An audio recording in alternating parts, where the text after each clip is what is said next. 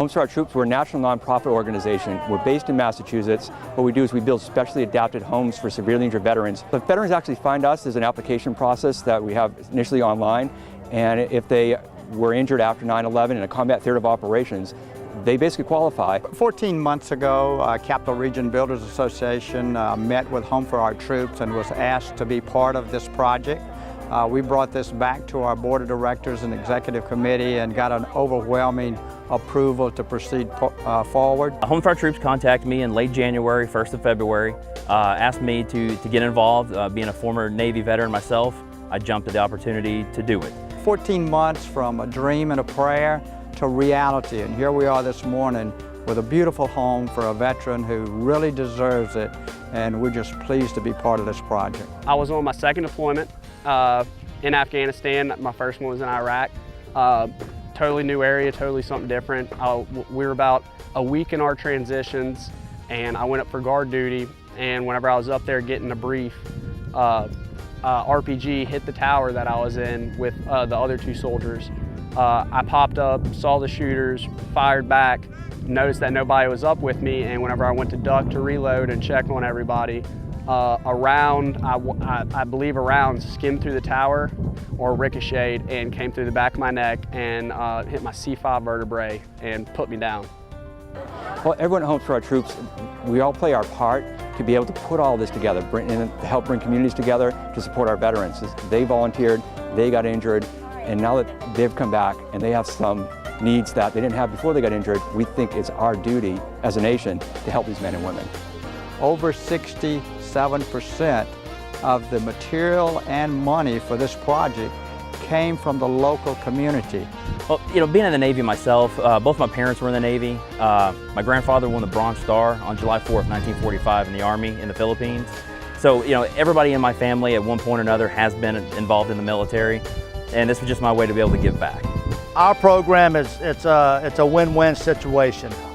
One, the homes we provide are completely accessible, which renews these men and women's sense of independence.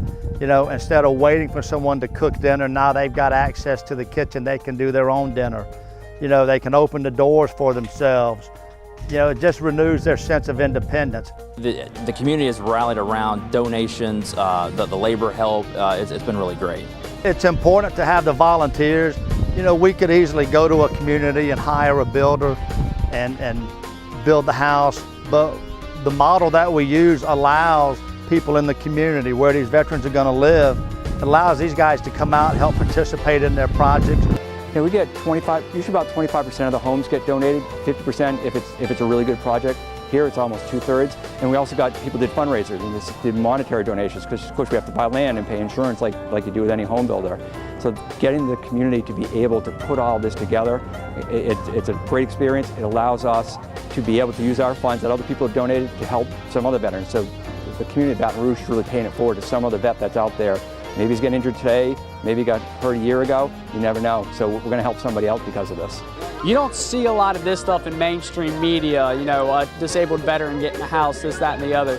You don't get to see the real outreaches the community gives to their veterans. So the fact that I got as much as I did, the fact that I got even half as much as I did is really impressive to me. The fact that I got this much just shows that I'm in an area where people really do appreciate what I did. People really do appreciate what people like I do and really want to give back and show their appreciation. And I